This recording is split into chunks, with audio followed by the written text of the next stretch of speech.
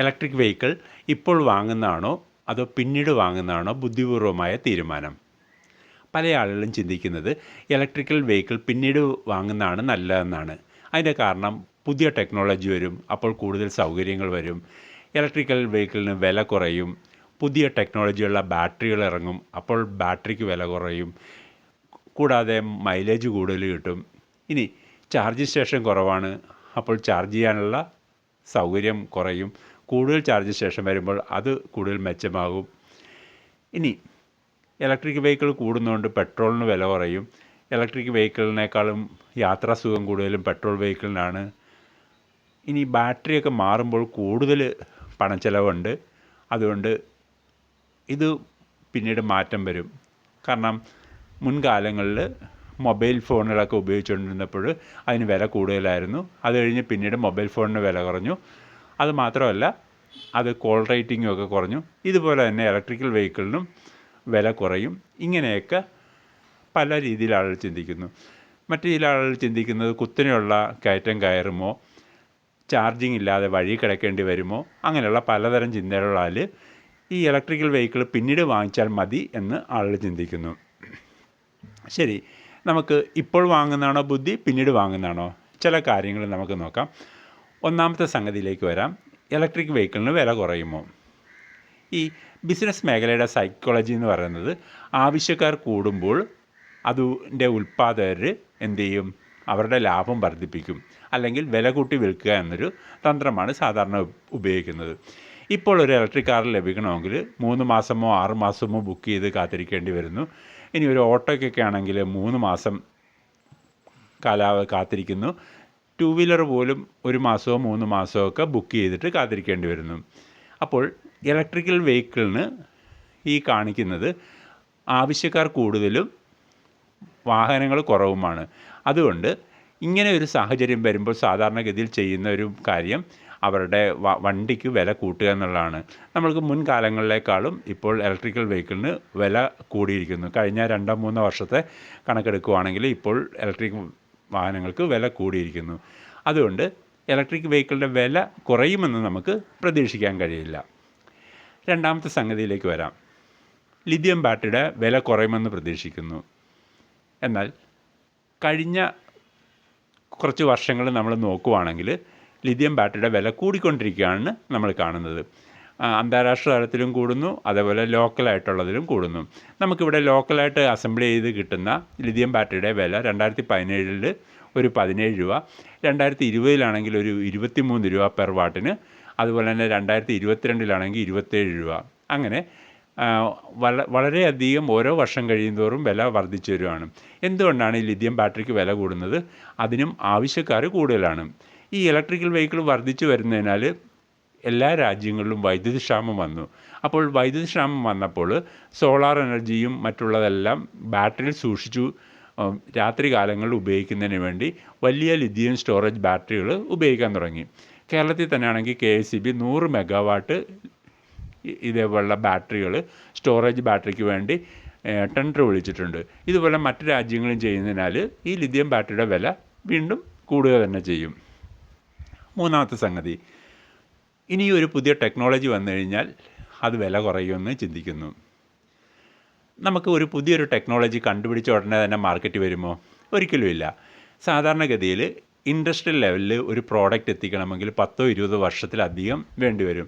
അനേക വർഷങ്ങളിലെ പരീക്ഷണ നിരീക്ഷണങ്ങളുടെ അടിസ്ഥാനത്തിൽ മാത്രമാണ് നമ്മുടെ കയ്യിൽ ഓരോ പ്രോഡക്റ്റുകളും കിട്ടുന്നത്. അതുകൊണ്ട് പെട്ടെന്നൊരു പ്രോഡക്റ്റും നമ്മുടെ കയ്യിലേക്ക് വരാറില്ല.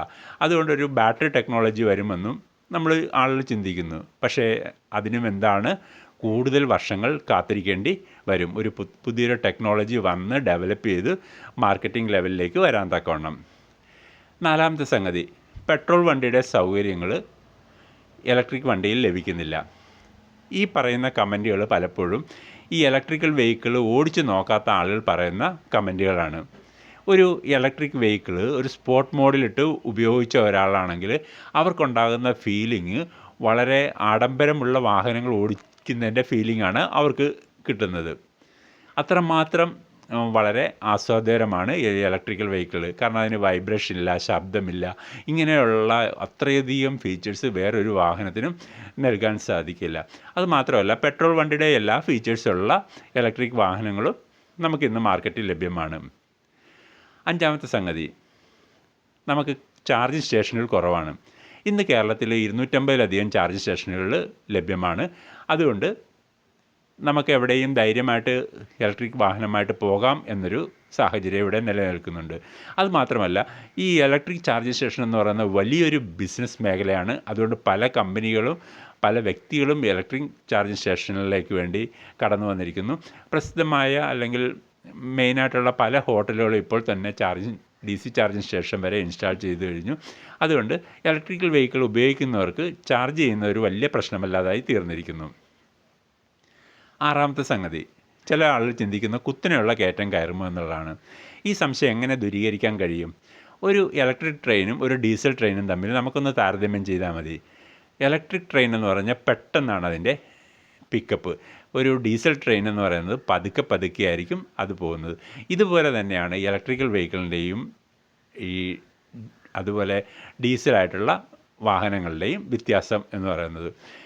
ഈ നെക്സോൺ കാറിൻ്റെയൊക്കെ ഡീറ്റെയിലൊക്കെ പറയുന്ന കൂട്ടത്തിൽ അവർ പലപ്പോഴും പറയുന്നത് നമ്മളതിൻ്റെ ഡ്രൈവ് മോഡിൽ തന്നെ ഇട്ട് കുത്തനെയുള്ള കയറ്റം കയറുന്നതായിട്ടാണ് അവർ പലതും പറയുന്നത്. അതായത് അതിന് പവർഫുള്ളായിട്ടുള്ള അതിലേക്ക് മാറ്റേണ്ട ആവശ്യം വരുന്നില്ല.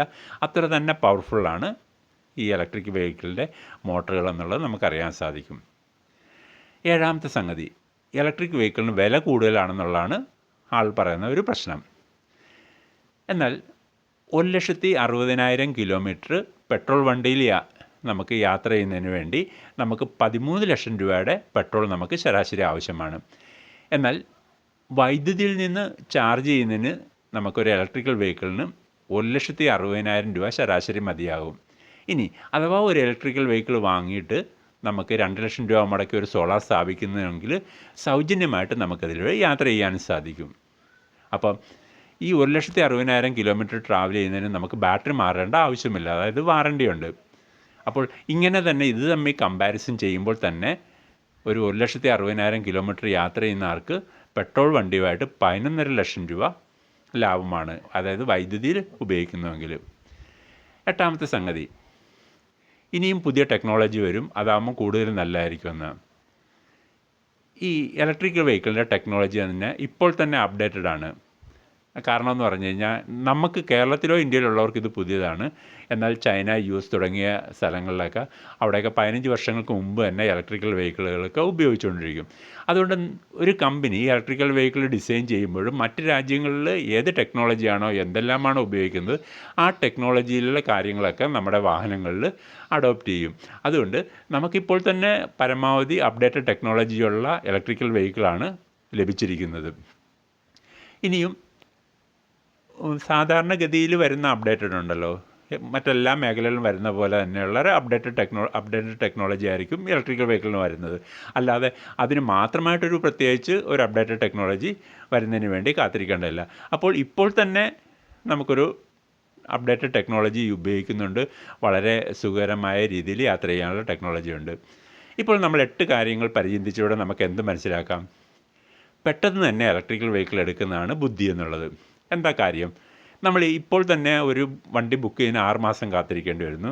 ഇനി വരും വർഷങ്ങളിലൊക്കെ എന്ത് ചെയ്യും? കൂടുതൽ ആളുകൾ ഇലക്ട്രിക്കൽ വെഹിക്കിൾ ബുക്ക് ചെയ്യും. അപ്പോൾ 6 മാസം എന്നുള്ളത് 1 വർഷമോ 2 വർഷമോ ഒരു ഇലക്ട്രിക്കൽ വെഹിക്കിളിന് വേണ്ടി കാത്തിരിക്കേണ്ടി വരും. അപ്പോൾ നമുക്ക് നമ്മളുടെ ഉദ്ദേശം സാധിക്കുക എന്ന് പറയുന്നത് ഒരു വിദൂര സ്വപ്നം പോലെ ആയിത്തീരും. ഇത് മാത്രവുമല്ല, വരും കാലങ്ങളിൽ ഈ ഗവൺമെൻറ്റിൻ്റെ കണക്കുകളൊക്കെ പറയുന്നതനുസരിച്ച് അല്ലെങ്കിൽ മറ്റുള്ളവരുടെ കണക്കുകളൊക്കെ പറയുന്നതനുസരിച്ച് 2025 40% ഇലക്ട്രിക്കൽ വെഹിക്കിളിലേക്ക് മാറുമെന്നാണ്. അതായത് 2030 ഏകദേശം 80% മാറുമെന്നാണ്. അപ്പോൾ അത്രത്തോളം ആളുകൾ കൂട്ടത്തോടെ മാറുന്നതിനാൽ നമുക്ക് എന്താണ് ആവശ്യമുള്ളത്? ഇപ്പോൾ തന്നെ ഇലക്ട്രിക്കൽ വെഹിക്കിളിലേക്ക് മാറുന്നതാണ് നല്ലത്. അല്ലെങ്കിൽ ഓരോ വർഷവും നമ്മൾ പെട്രോളിനോ ഡീസലിനോ വേണ്ടി കൊടുക്കുന്ന പൈസ നമുക്ക് നഷ്ടമാകുമെന്നാണ് അതിൻ്റെ അർത്ഥം. നിങ്ങൾക്ക് ഈ വീഡിയോ ലഭിക്കുന്നത് സോളാർ ടെക് ട്രെയിനിങ് അക്കാദമിയിൽ നിന്നാണ്. ഈ ഇൻസ്റ്റിറ്റ്യൂട്ട് സോളാർ ഇൻസ്റ്റാൾ ചെയ്യുന്നതിനുള്ള പരിശീലനം കൊടുക്കുന്നു. അതുപോലെ പൊതുജനങ്ങൾക്ക് പ്രയോജനകരമായ നിർദ്ദേശങ്ങളും വീഡിയോകളും ഒക്കെ നൽകുന്നു. ഇത്രയും സമയം ഈ വീഡിയോ ശ്രദ്ധിച്ച നിങ്ങൾക്ക് ഓരോരുത്തർക്കും നന്ദി പറയുന്നു.